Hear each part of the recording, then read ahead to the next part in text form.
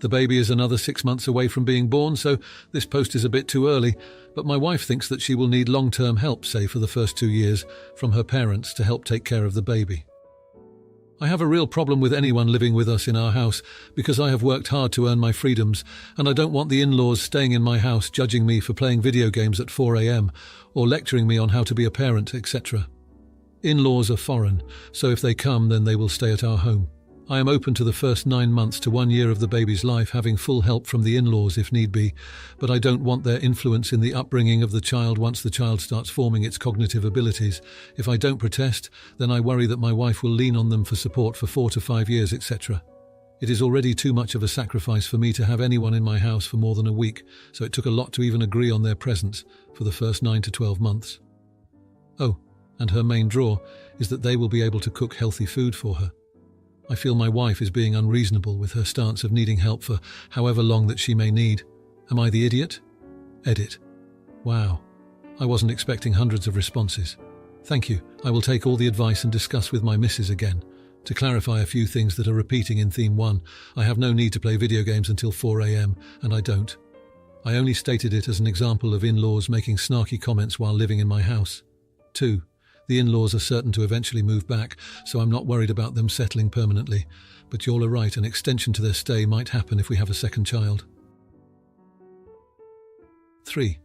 I haven't given her a reason to trust me with helping with chores yet, but I will get started now. Now for a few comments before the update. Comment 1, you're the idiot. Your wife thinks correctly that you are going to need childcare. Your plan is for her to work full-time outside the home starting when the baby is 3 months old, and for you to work full-time from home with no leave and to have no childcare. That is a preposterous plan that absolutely will not work. Your wife is being realistic because she knows you're going to need childcare when you're both working. You have no plan, and what you are proposing is impossible. Comment 2. Genuinely, I cannot blame her for thinking she will need help if you're staying up until 4 a.m. to play video games, and, by your words, she does most of the labour. Also, it's not just your house, it's her house too. Now, for the update.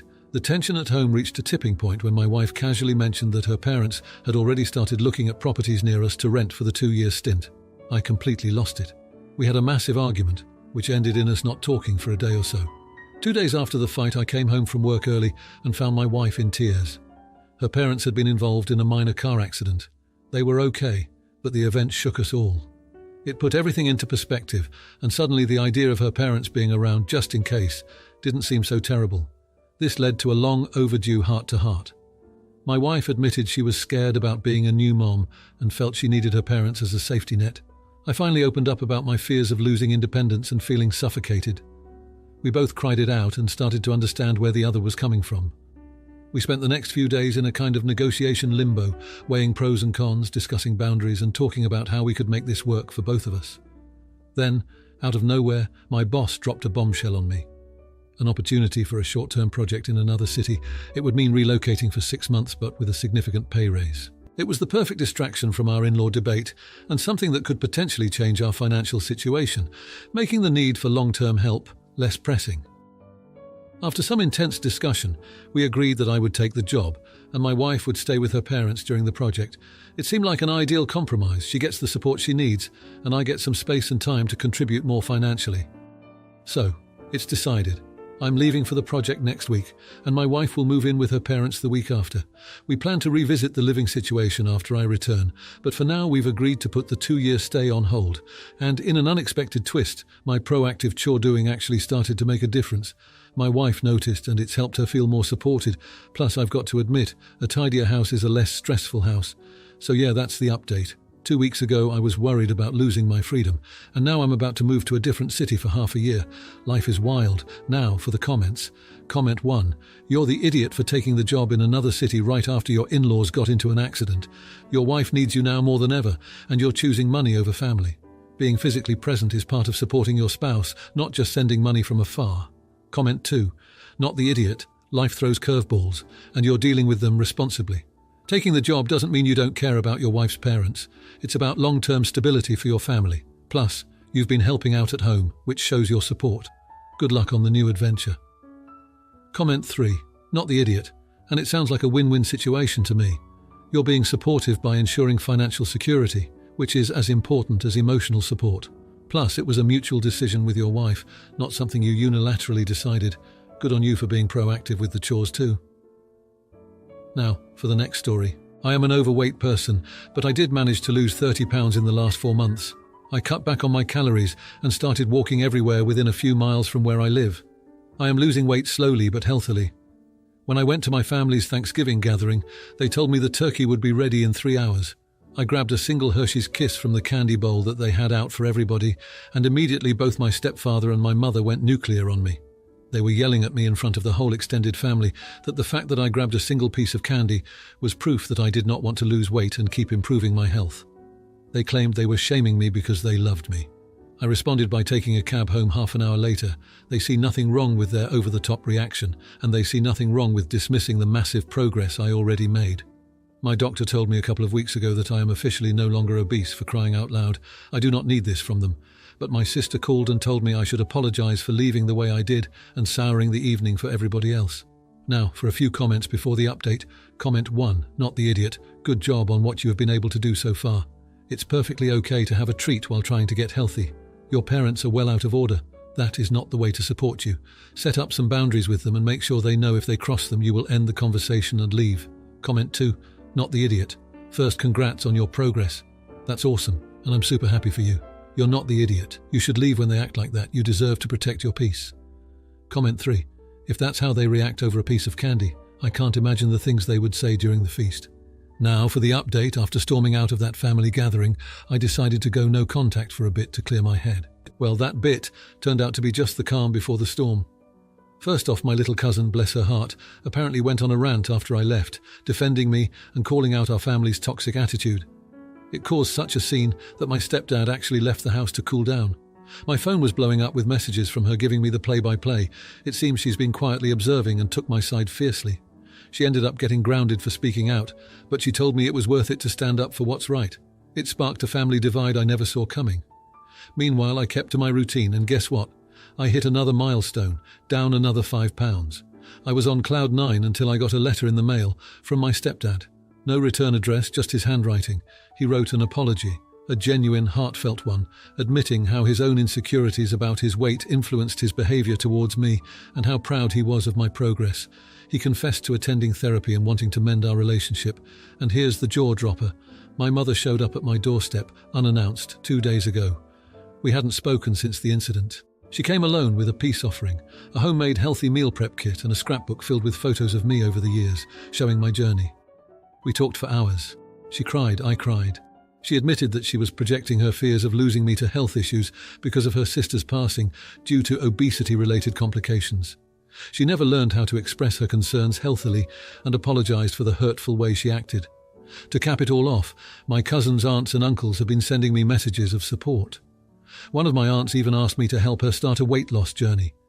It's like that one moment of conflict started a ripple effect of self-reflection and growth in my family. I'm cautiously optimistic about these developments. It's a lot to process, but I feel like for the first time in a long time, there's hope for a healthier family dynamic, in every sense of the word. Now for the comments. Comment 1. Not the idiot. You took the necessary steps for your mental health, and it's great to see that it's leading to positive changes in your family. It's not your responsibility to fix your family, but it's heartwarming that your actions inadvertently prompted them to reflect and reach out. Keep prioritizing your well-being and let them work on their issues. Sometimes a little space is what everyone needs to grow and heal. Comment 2. You're the idiot for going no contact without trying to communicate your feelings first. Your little cousin shouldn't have had to defend you. That was your responsibility. While it's good that your family is taking steps to apologize, the situation might not have escalated if you'd addressed the issues directly. Communication is key in families, and it's concerning that you chose to walk away instead of trying to resolve things together. Comment 3. Not the idiot, and kudos to you for sticking to your guns and continuing your healthy routine amidst family drama. It's impressive that your stand has not only helped you lose weight, but also encouraged your family to acknowledge their behavior and work towards change. Your courage to take a step back has led to a ripple effect of self-improvement in your family. Keep up the good work, and remember, self-care isn't selfish. Now for the next story.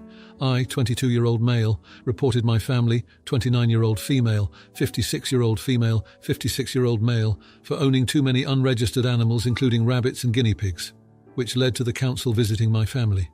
The council found them to have exceeded the allowed number of animals, and as a result, they made my family give up some of the animals, including cats, rabbits, and guinea pigs. Now my family has disowned me and blocked me on all social media platforms. My mother accuses me of doing it only to hurt them, but I did it for the well-being of the animals.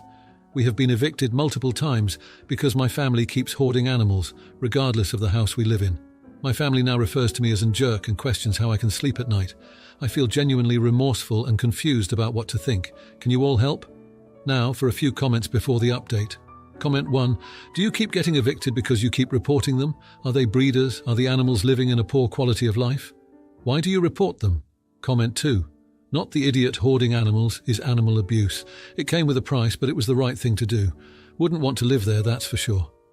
Now, for the update. After what felt like many months of silence following the council incident, there's been a huge turn of events in my family dynamic, and I'm still processing, but I need to share it with someone. I've been doing a lot of introspection and community service at a local animal shelter to come to terms with everything. It's there that I began to understand the depth of my family's issues with animal hoarding and the impact it had on both the animals and our family life. Out of the blue, I received a letter. It was from my sister. She explained how the loss of the animals had initially been devastating, but it forced the family to confront the reality of the situation. She shared that our parents had begun attending therapy for hoarding behavior, which is something I never thought I'd hear. She also wrote about how the house has changed. They've renovated and created a healthy, open space, something we haven't seen in years. There's even a little garden where the rabbit hutches used to be. But here's the kicker. My sister said she missed me, she missed her brother. And she believed our parents did too, even though they were still hurt and prideful. So I mustered up the courage and replied. We exchanged a few letters, tiptoeing around the deeper issues at first. But then we finally met up. It was awkward for sure, but there was a sense of relief that was almost palpable between us. After a few of these meetups, she asked me to come home for dinner. Just thinking about it made my heart race, but I agreed. When I arrived, it was surreal. The house smelled of fresh paint instead of animals, and it was quiet. My parents were there, looking older and a little worn, but there was something different in their eyes. Dinner was full of stilted conversation at first, but then came the apologies. My mum broke down, explaining how she realized the animals needed more than they could give. My dad admitted to being stubborn because he didn't want to face the truth. They didn't explicitly say they were sorry to me, but it was there in their ease and in the way they described their changes. As for forgiveness, it's a work in progress. I can't erase the past, and there are scars for sure, but seeing my parents take steps to heal themselves and acknowledging the part I played in this, even if it was painful, has brought a new sense of understanding and compassion I didn't expect. We've started to rebuild our relationship slowly. There's a lot to work through, and trust needs to be re-earned on all sides. However, there's now hope where there was none before. I'm cautiously optimistic about the future, and for the first time in a long while, I feel like I've got my family back, even though it's in a new, healthier form. Now for the comments. Comment 1. You're the idiot for not being more supportive from the get-go. It's clear your parents struggled with hoarding and needed professional help, not silence from their child. You should have been part of the solution, not part of the emotional strain. But hey, at least you're trying to make amends now. Just remember, healing takes time, and it's not just about you. Comment 2. Not the idiot. It's a tough situation to be in, but you're handling it with grace. Your parents had to recognize their problem and seek help on their own. It's great that you're giving them a chance to prove they've changed. Forgiveness is a journey, and it's heartwarming to hear that your family is on the path to recovery. Keep that hope alive. Comment 3. Not the idiot at all. You needed to protect your own mental health during that period of silence. It's not easy dealing with hoarding, and it's not your fault they started hoarding in the first place. It's fantastic that they're getting therapy and making changes. Rebuilding those bridges takes time, and you're doing it the right way by taking it slow and steady. Kudos to you for being open to reconnecting with your family. Now, for the next story. If you liked this video, you'll probably like these too. Also, while you're here, please consider subscribing. It's your support that keeps this channel alive and allows me to make better and longer videos. Have a great day.